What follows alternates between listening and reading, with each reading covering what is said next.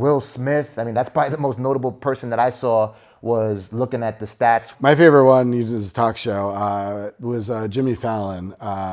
That he on the show, like actually on the ginormous screen, has the live counter that we had up on there, and he's like jumping up and down as it's getting close and like For bowing his channel, down. Multi-Million, can I say? Sure. Okay, multi-million-dollar company. All right, cool. All right, cool. That's all I'll say. All right, no problem. All right, so here we have Jason Ergo6667. What's going on? This is my man, 100 grand from way back with my man Jason Ergo. Hey. Literally puts the U in YouTube, baby. I've known him since the early 2000s, and I'm talking like if this is $29.99, it might as well be. But it's very important, I believe, for people that are on the web to understand how Socialblade was very instrumental in shaping the social media landscape as we know it today. The reason that I say it is because, feel free to correct me if I'm wrong with anything, Jason, but you developed this platform initially as a podcast, correct? And it was... That was definitely part of it. Okay. I think the very, very original part was the dig statistics. Right. The podcast sort of spun off of that pretty quickly after. Okay. Oh, so you first had the dig statistics. Mm-hmm. Okay, now, initially there was an organization, feel free to correct me if I'm wrong, DI66net, was that you? Mm-mm. But is that where you got the idea from? No, actually the idea, I think, honestly, I remember the name, but I can't even remember too much about that site in general at this point. But the idea really spun out, there was someone, M. Salim, I think his name was. M. Salim, yeah, Moo. So yeah, he was, if not the top submitter, at least one of the top submitters. He was number two after Mr. Baby Man, yeah. At the time, right. And the idea really came because he was tweeting how many digs it took for his submissions to go popular on Dig at the time. And I was like, you know what? I can automate that. And that's really what, yeah, no problem. And that's really what, sprung into the very, very beginnings of Socialblade. Just a tool for submitters to the website Dig to sort of track and try to figure out sort of what their algorithm is. Like, it wouldn't necessarily help them, be more popular in getting something submitted per se. Like, it wasn't, giving them digs, but it was analyzing, how many digs it was, how many comments, the time it took for a post to go popular and whatnot, to sort of help give them some data surrounding that, to sort of decrypt the algorithm, if you will. I mean, the way that I took it, because me being a user of your application and of Dig, of course, it was kind of like a badge of honor almost, like, because you would take a look, for instance, when I would geek out on Dig for a minute and I'd be like, all right, I want to be at least for the past week, be the top digger, because I never got to the level of, M. Salim and Mr. Baby, because I was working and, doing all this stuff. Anyway, so I looked at it and I was like, okay, now I'm at number one, at least for this particular week. So that gave me something for which to aim. So it gave me like a KPI. Yep. And Dig was so instrumental in a lot of the memes and a lot of the content that was awarded viral distribution. Like, I don't know if you remember HD DVD when they were, if I'm not mistaken, right, the decryption key so you could burn DVDs. That first popped off on Dig. Mr. Old Spice, if I'm not mistaken, those videos with that guy with the towel. Yep. Yeah, that first got its light on Dig. Will It Blend, the Will It Blend YouTube channel. You used to take iPhones and all this stuff, lamps or whatever, and just throw it in a blender and you just turn it into dust. So being that a platform like yours, people were actually looking to be at the top or as close to the top as possible on it, it actually motivated people to continue to be active on the platform and actually put this content on the web that would gain viral distribution. And based off my experience, I don't know if this was your experience as well, I would see content that would first be awarded viral distribution on Dig, it also pop off like on Facebook, on Reddit, and all the rest of the stuff. At the time, Dig was really, the place to find what was popular on the web. Mm-hmm. That definitely changed, and I think Reddit took over for quite a while at least. But Dig was the place at that time, absolutely. What I'd like to convey is that you were able to build this application that I believe has been very powerful and very instrumental in shaping what the web is as we know it today, because everything is social media. That's what people know. They know Instagram. Everyone's going through Instagram on a regular basis, and Facebook, and YouTube, and now the platform compiles data for these major platforms. And again, it's a scorecard, like even now on YouTube. So you took this as a hobby, if Yes. I'm not mistaken, Oh correct? yeah, absolutely. Yep. So you started this as a hobby. You had existing tech skills. Where'd you acquire those tech skills to go ahead and build that platform?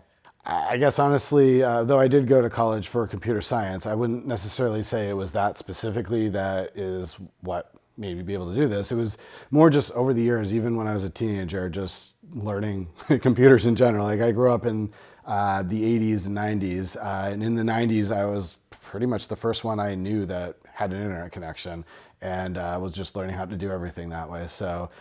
Really, I'd say it was a combination of everything I learned over the years doing that tied in with, I guess, stepping back for just a second, for Dig, for me specifically, I wasn't, like when I was a kid, I played a lot of video games and whatnot, but since I went to college, I didn't really play video games all that much anymore because I guess I didn't want it to distract me from just other stuff because you can definitely get, caught up in all of that. So one day, I think it was in like November of 2007, I was like, you know what? I want to see with Dig if I, treat it like a game, if I could get a submission, because I was already a user of Dig. I got all news and stuff from First Dig. Yeah.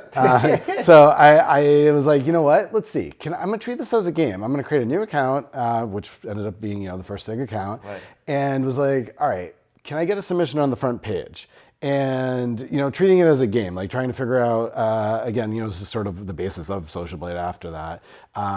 Using what I knew, if I could be successful enough to, get an article there. Turns out I was able to get 2 on the first day of creating the account, and I was like, all right, this is fun. And that's really what started me on this whole line of things. And as you're talking about the other platforms, YouTube and whatnot, Dig was the first one. When it was the site was created, my original slogan was something to the extent of your social media toolkit. So while for the first couple of years it was only Dig stats, I always had the idea to expand it to others. And slowly Dig did fade. Again, mentioned Reddit earlier. Reddit definitely is who took Dig's lunch in that regard.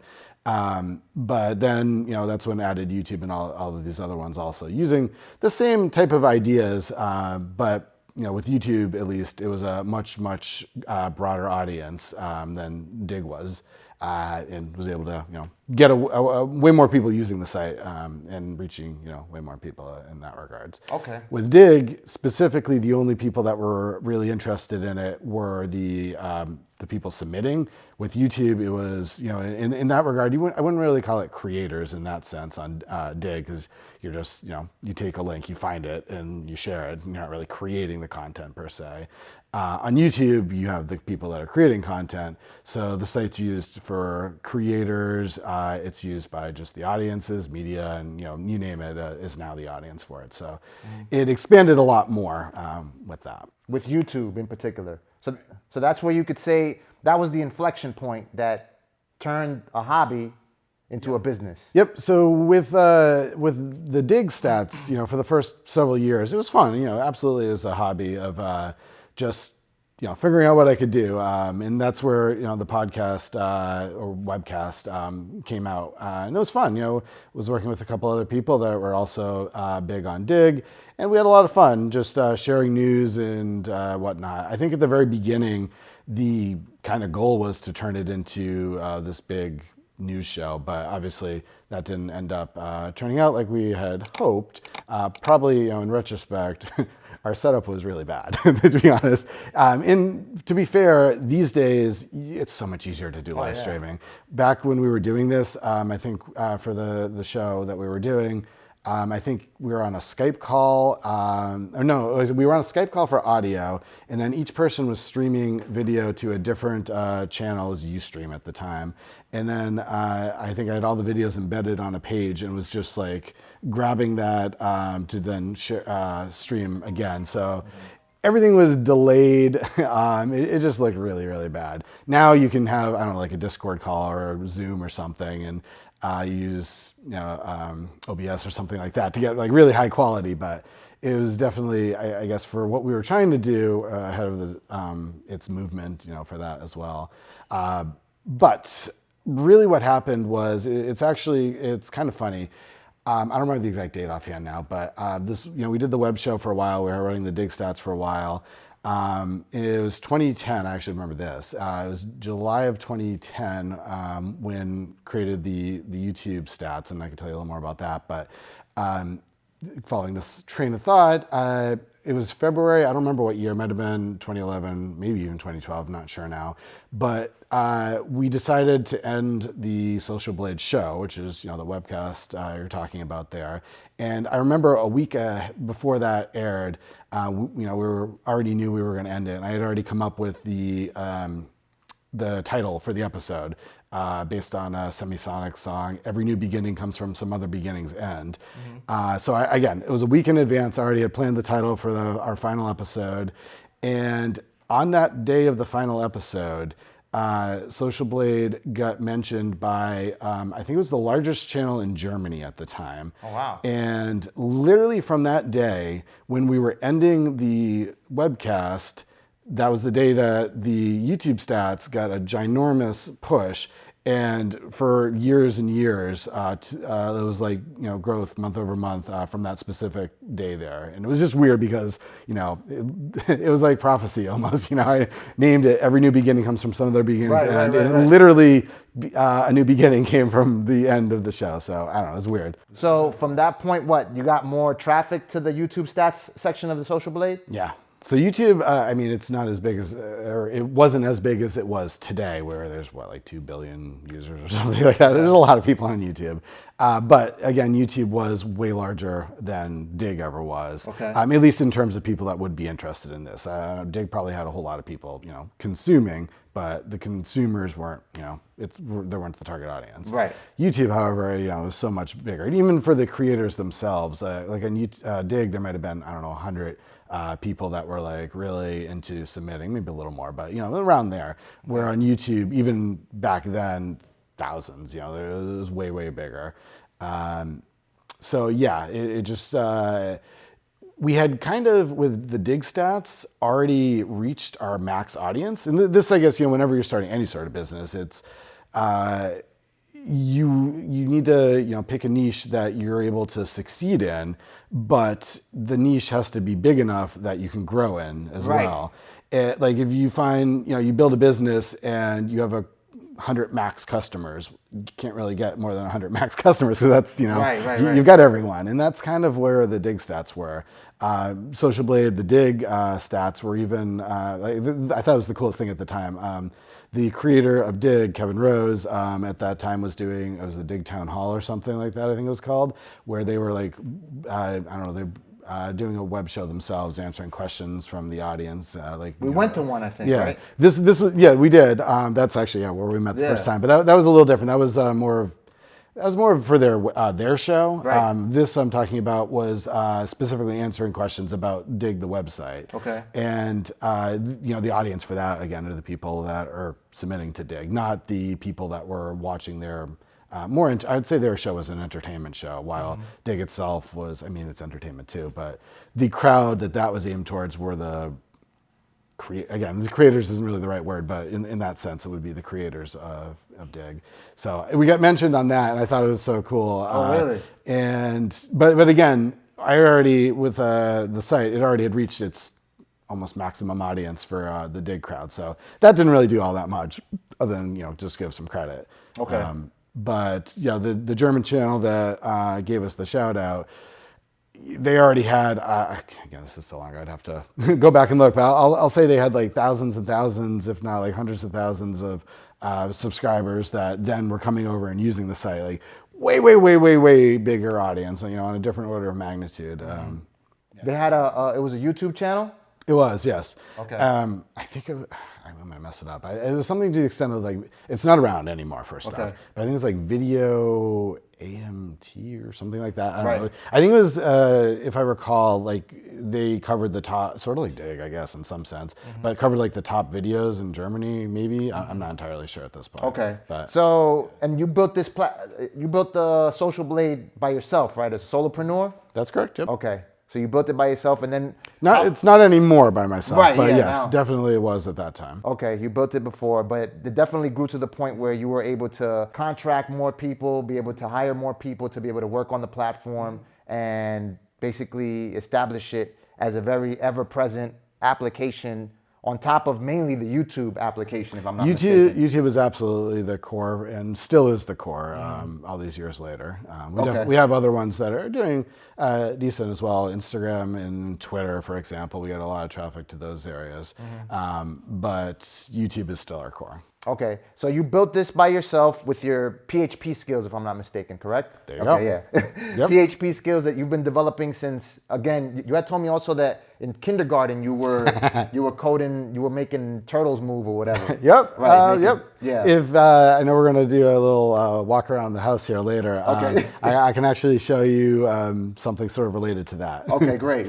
Yeah, no, because my son, he used Scratch for some time. He built all kinds of games. Yeah. I think he built you a game, remember? Yep. I think it was like the birthday game or whatever, yeah. So the turtle skills, that was on a program called Logo, which Scratch is basically sort of the, I don't know if it's still the most current, but it was, I don't know, the 2010s version of Logo. So same idea, yes. Okay.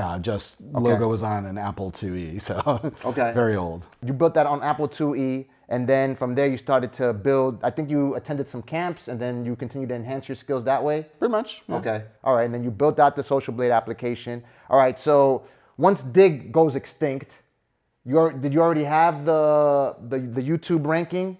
I'd have to look to see what the timeline specifically was at this point, but I believe yes. No, absolutely, actually. I know. I don't remember what year Dig sort of went defunct, but the YouTube again was July of 2010. I know that for sure. And Dig was still around then because we had the Dig stats still going while the YouTube was growing. So you already had the YouTube in place. Okay. So it's kind of like you took a hobby and then it already actually had this application built in. I thought you had built it after Dig had gone extinct, but if you already had it in place, even better so. And then you attracted, I guess, some type of business towards the YouTube stats, if I'm not mistaken. Yep. Yeah. What happened there exactly? So yeah, that's definitely, I would say, a critical part too that made it especially possible. I wouldn't say that was even like it had to happen, but okay, in sort of terms of monetizing, from the get-go, had ads on the site. With Dig, I don't even think it paid for the server. There wasn't enough people using it that would make that affordable, or worthwhile, I guess is the right word. But with YouTube, there's more people coming to the site, so the amount of revenue generated from ads is obviously going to be significantly more. And what you referred to over there, and again, I don't remember the years offhand, I have to look, but as the site was getting more and more people, jumping slightly back for a second, the reason why the Socialblade YouTube stats were even created was in, it was May of 2010. I had seen someone that I watched on YouTube. He had an idea, and this is back before people were doing daily vlogs. People were just, they would record a vlog every now and then. But it was May 1st of 2010, he posted a video with an idea called the YouTube Orbit, where you basically film a video on YouTube every day for an entire year. Okay. And again, you got to remember, vlogs they existed, but no one had done daily vlogs at the time. Right. So I was like, that is amazing. That's a cool idea. And though he created it at the time to be just, his own thing, I jumped on it literally that very night. I started recording, and I posted the first one on May 2nd. for this YouTube orbit. And I invited everyone to be a part of it. And what that turned into was I was running this community that I guess at its peak was about 200 people that were doing daily vlogs again in a time when that wasn't common. It probably was around maybe 2011, 2012 where it really like broke out that it was a thing. But we weren't the first ones doing it, by the way. Like there were some others. I think Charles Trippy has like the record of like the longest one. But we were definitely, very early days on that.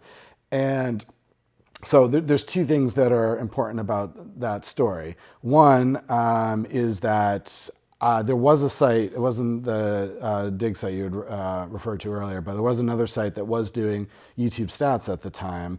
So therefore, I hadn't created my own, but I had been actually using theirs, and I actually had to even pay for it to use it because my channel wasn't big enough.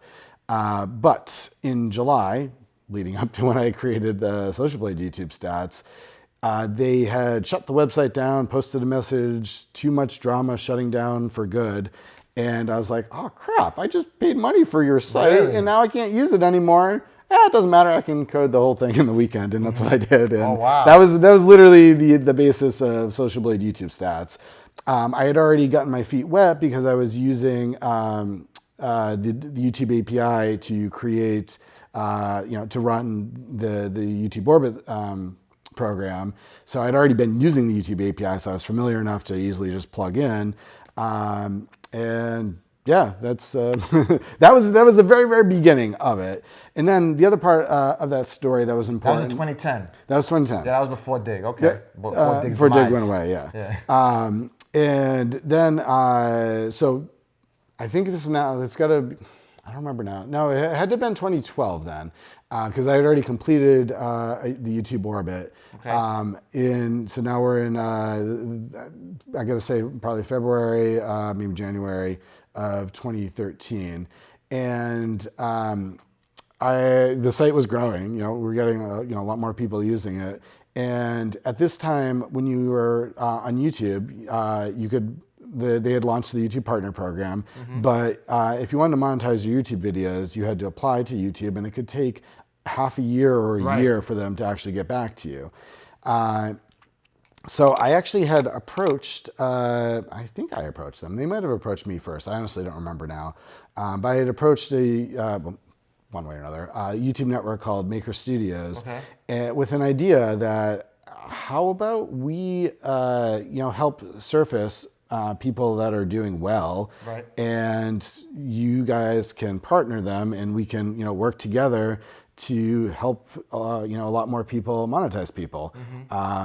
And they jumped on it.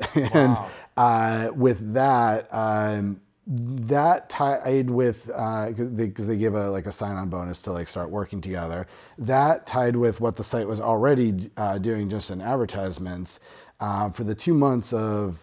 I think this is all in the same year, 2013, January and February of 2013. I believe it could have been maybe 2014. That's what I'm saying. I don't remember now. But I know it was the first 2 months of whatever year it was.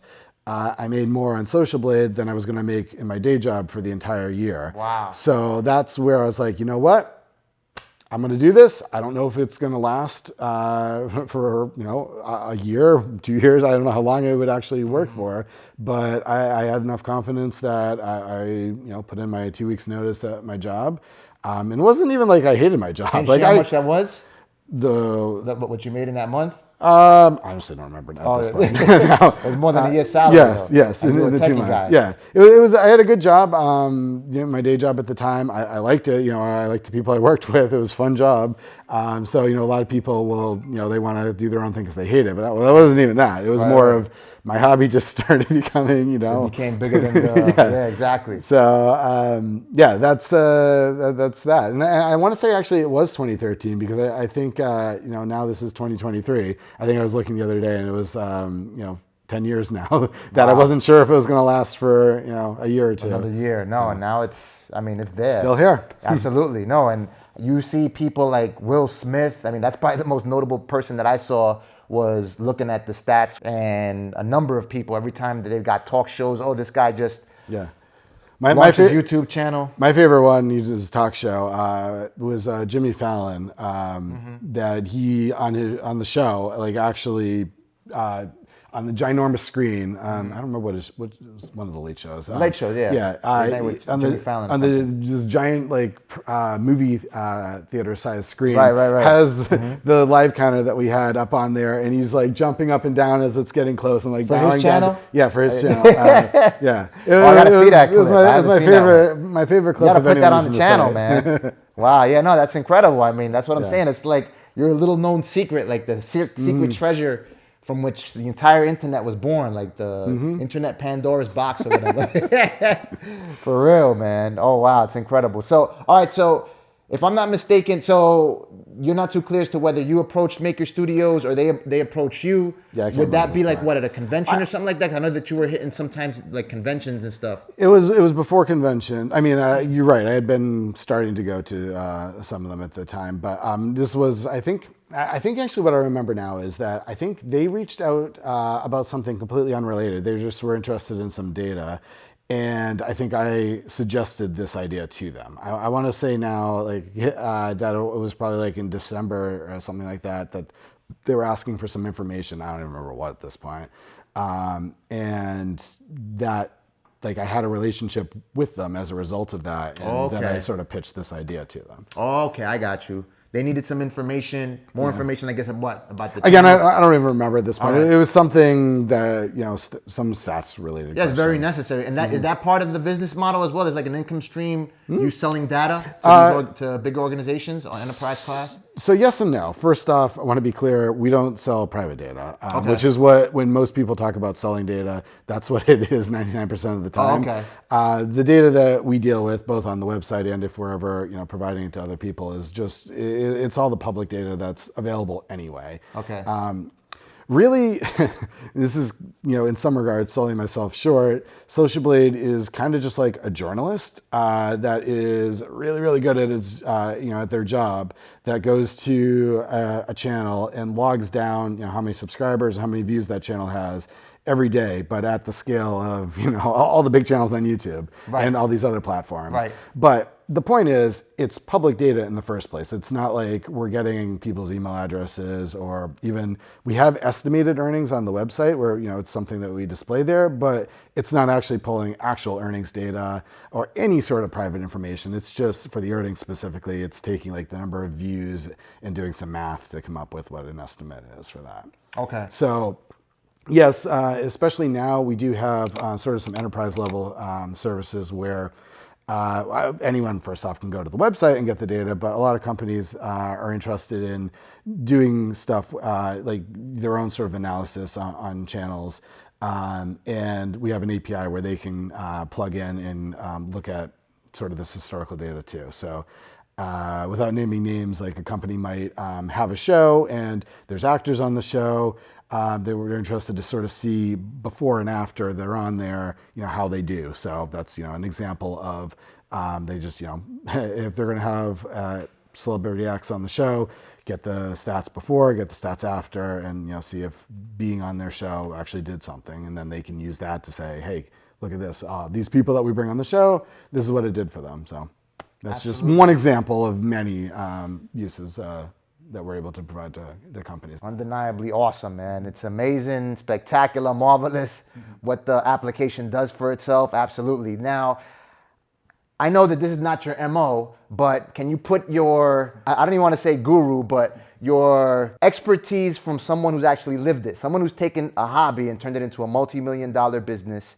I know, for instance, working with tech, I'm not as much as a technologist as you are. I'm like right here. You're probably like on a different scale, especially with the stuff you've been able to do with it. But I also played around with Dig. We were driving traffic, and I looked at the monetization aspect from a publisher's perspective. So we're driving traffic, and we don't know that we're putting millions of dollars into the coffers of these major organizations, which is what gave me a job, because I got to work with the Nielsen Company, with AOL, with the Barack Obama 2012 campaign, all through working this app. And we're just playing around. We're just sharing content here and there. And sometimes I didn't get paid for everything that I did. I probably drove like 50 million views through Dig alone, and then through Reddit even more so, and then all these other applications. But I'm monetizing these platforms, you as well, and a lot of that, most of it, we're not even getting paid for it, so we're just playing around with it. The thing that I see is that, all right, we're playing with tech, and tech is very marketable. It kind of spoils you almost to the effect, because I wasn't much of a techie, like you were telling me, you had your computer, you were going to camp.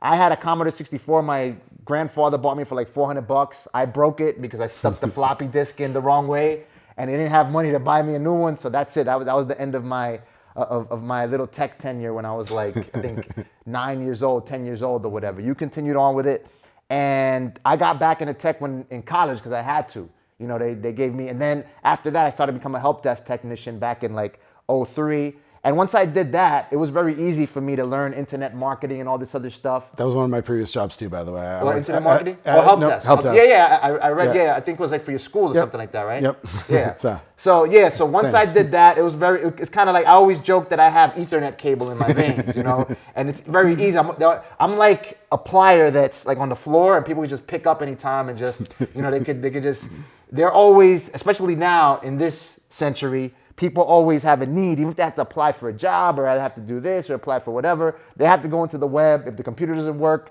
I go in and I could, juice it up, hook this thing back up, reinitiate, something crashed or whatever the case may be. You do the same thing because I've seen you build computers and stuff. Mm-hmm. So, and I do know that even if you take any hobby, like, I don't know if you heard of Nathan Sawaya. Sure. He's like the mega Lego master builder. Okay. He's like, he does these Lego sculptures or whatever the case, like some people like opening up and Batman. Sure, yeah. I've probably seen some of his things. Yeah, he's got like exhibits. So he's someone that took his, and I used to communicate with him when we were on Dig, and I helped share his content and stuff. And so he's a creator. Mm-hmm. He took a hobby and he also turned it into something massive. Right. So, I mean, what would you say would be the best way for, I guess, a total layman?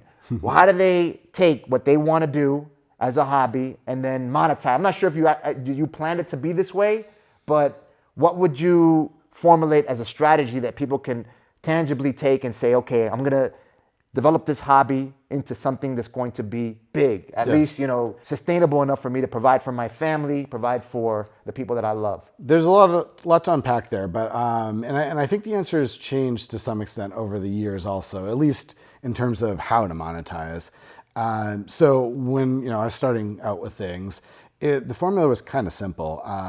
Ads on the internet paid a lot back then. Right. Now, not so much. Right. But it was build a website that people are interested in, get lots of people to visit it, ad rev comes in, cha-ching. Pretty simple there. Right. Now, again, it gets a little more complicated. Also, there was a lot less competition, I guess, in that regards at the time. But really, I'd say, and I mentioned this a little earlier also, it comes down to really a couple things. First off, you have to find something that you're interested in. Because if it's something, I mean, you can make money doing all sorts of stuff, but the things that you're most passionate about, you're going to love what you're doing also. Right. You could, again, you go to school, be a lawyer, but hate what you're doing. You make a ton of money, but hate your life.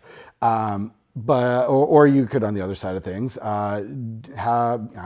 an artist, be good at what you do, but not ever picked up, and you're a starving artist. You love what you're doing, but it doesn't monetize. So it's really to find sort of, the happy medium there. So what I had mentioned earlier was you want to find a niche that, you're also interested in. I didn't say that part earlier, but, find something that you're really, really interested in.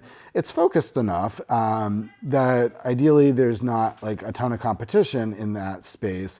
But then also you want to make sure that the niche is still big enough, at least the audience in that niche is big enough so that you have more than 100 customers. So if you max out at your, maximum customer load, all you can do is raise your prices. And I mean, that's to some extent is what's happening with the internet right now.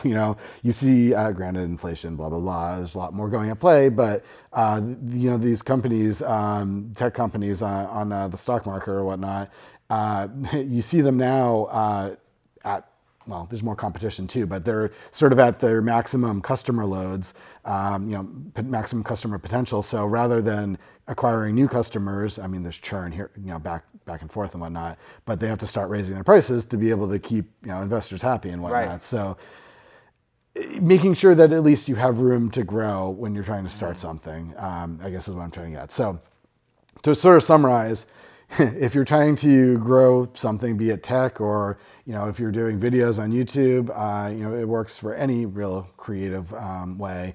You want to find something that you're passionate about, because also, especially if you're making videos, if you're making videos about something that you hate, your audience can tell. If you really, really love what you're doing and love sharing it, your audience loves that. It can eat that up, and it's better to grow too. So find something you're passionate about, and then make sure that the niche has at least enough people that are interested in it to give you room to grow. And then I guess then there's the monetization things that vary depending on what industry you're in. Again, ads are one thing. If you're talking about YouTube videos, ad rates are okay still, and if you're really good, but if you're not getting a substantial amount of views even on YouTube, ads might not be quite as good as they used to be, so you have to think of other ways to monetize also. And there's a lot of different ways. Again, it really depends on the industry. For YouTube, it could be sponsorships or having other things like, I don't know, selling either merch or have a book that you're selling along with your channel. So there's lots of different ways to do that too. Okay, so be creative. All right, so I mean, correct me if I'm wrong and add to as much as you want. Basically, you take something for which you are passionate. You obviously passionate with tech. You love doing this stuff. And you helping people in general too. Right, helping people in general. Media.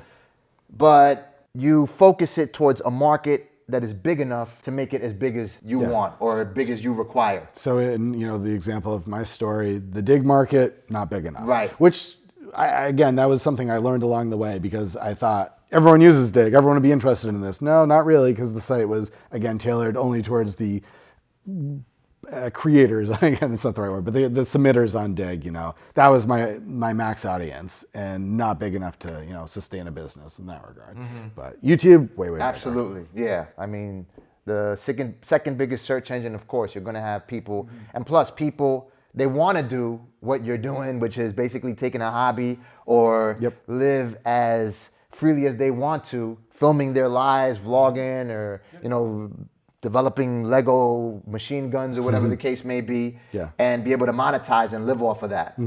So I mean, it was like you're in the perfect storm or calm before the storm for you to be able to, all right, I've got this application. It was working for this little tribe right here. This tribe is gone, but then now this tribe discovers it, but this tribe is like huge. Yeah. And I guess the one other part I think I didn't mention was, when you do find what niche you want to be in, obviously the less competitive, the better. But if it is competitive, that's okay. Just make sure you stand out and are better than it somehow. So just in terms of vlogging, for example, I mean, there's many people doing that. But if you have something unique about your style, then you stand out. So even though you are in a crowded space, you still can be okay as long as you're different enough.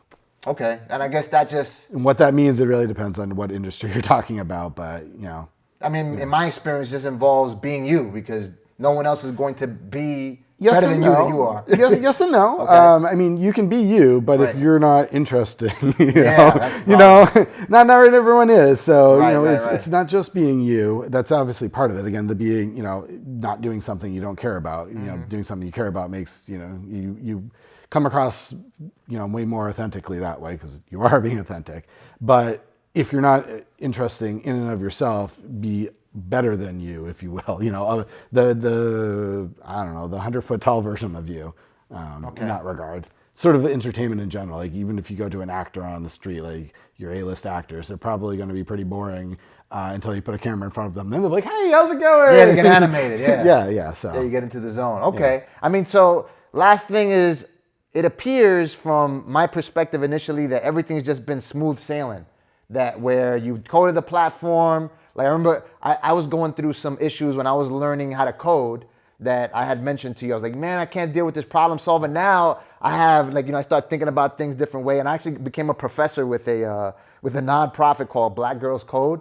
and I taught like little kids how to code or whatever. I mean, I'm nowhere at your level, but you know, I'm good enough where I work with like Nike and all these other people. Yeah. What were the obstacles that you encountered that you say, if indeed it wasn't smooth sailing, that you said, all right, maybe this may not be for me or something like that, that had you question whether the idea had any validity, and how did you overcome that by building your application, building Socialblade? So I would say probably at the beginning, it wasn't so much obstacles because, again, I wasn't treating it as a business. It was just sort of a hobby. So again, in that regard, it's probably different than a lot of people that would come at this type of thing.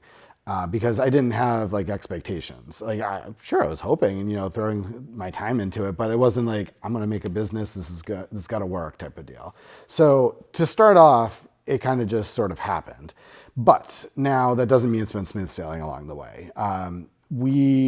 Since, you know, we're providing statistics for all of these different social media companies, to some extent, we have to hope that they like us, so they don't try to, you know, stop us from doing what we're doing. Because if, you know, all these companies were like, no, you can't do this, then, I mean, makes our business go away. So right. Definitely very big risk there. And there's been times over the years that various different things have happened. I guess probably the most public and recent thing is with Twitter.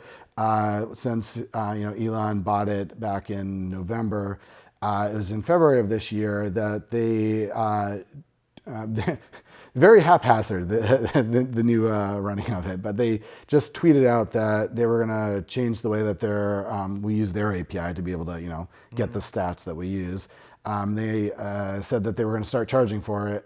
Literally, I think they gave either a week or even less than a week. Like, starting Monday, it's not going to exist like this anymore. And we're like, what? And not just us, but every developer. And then they kind of, I think, pushed it, like that day came and went, and then they kept doing like little, I don't know, just delaying it here and there. Finally, I think it was in May, they did come out with what, you know, the new policy was. However, even with that, I think it was something, or maybe it was April. I think it was April. And it was going to be like the end of April, you have to start paying. And thankfully for us, they charge for what we need, $100 a month, which for our intents, you know, that's, you know, acceptable. For very small developers, or, you know, ones that aren't actually making money for it or from it, then it's probably not really a great deal for them. It shut down a lot of people. But with Twitter in this, you know, story here, they said that it was going to be the end of the month that this was going to happen. We're still using the old one that was, you know, their free service, and then it just stopped working all of a sudden. I want to say like April 5th or something like that. It might be off here or there, but there was no message. It just said we were banned. We appealed the ban because it said I think it said you violated the terms of service or something. Like, guys, we've been doing this for years. We didn't violate anything. Right. They had like no messaging or anything like that. And come to find out, this is like the same thing that is happening to all developers. But they, you know, they when they say that something's going to be there until the end of the month before you have to start paying, you know, we didn't know what to do. There's no way to contact them. We just kind of took our chances, and there was a button to like switch from the old API to the new API, which is the paid one. So I put a credit card number in and pressed the button, and voila, it started working again. It literally wasn't that we were banned. It was that they just shut ours off before other people's because they just started doing it staggeringly. Right. And their messaging was poor. It was not that you're banned. It's that you got to, yeah. So and that was, you know, thankfully a really easy one to overcome. But other things over the years, you know, we've had different platforms have us change the way we do things to fit there. So that's the biggest challenge. But you adjust always. But now you got it. Now, what about as a solopreneur? Like basically in the initial stages of the development of Socialblade, were there any, again, obstacles, any challenges that you said, maybe I shouldn't be building this stuff, or I don't have the way to do it? Not really in that regard. I guess in the beginning stages, it was more that it was becoming overwhelming, either how much stuff I had to do to get things to keep working. Because back then things would crash here and there, or the servers got overloaded. So had to switch and upgrade servers and whatnot when, you know, there's too much capacity. or rather not enough capacity, too much, demand. So that was probably on the beginning side what most of the issues were with, not necessarily obstacles in that regard there. So again, I know that this story is probably very different than most people that are starting a business. Yeah, no, that's why it's so incredible. I honestly, I would say that the reasons why it was so successful was that I got to thank the site that decided to shut their site down for too much drama, because that proved that there already was a demand for this type of thing. Right. Thankfully, it wasn't that complex of a thing to be able to come up with my own version of it with a different spin on it too. By the way, because that person that did shut their site down, after seeing that I basically cloned their whole site in a weekend, he did bring the site back up and wasn't quite all that happy that he now has competition. But the one difference between mine and his at the time, and actually still is for our site, we allowed any channel to be tracked as long as they had 5 subscribers. Okay. For his site, you needed at least 20,000 subscribers, which in 2010, 20,000 subscribers is like 1 million subscribers. Right. It's a lot. Right. Or you could pay, I think it was like $5, maybe it was like $20, something like that. So it wasn't like it was impossible to get on there, but that was sort of our marketing or my marketing, I was the only one then, was that, it was just more open and accessible. So it was easier to win over people. Plus, had immediately the audience that, their site had to come over. Granted, his site looked a lot better at the time. Mine was just like a black and white site. Yeah, it looked horrible. Right.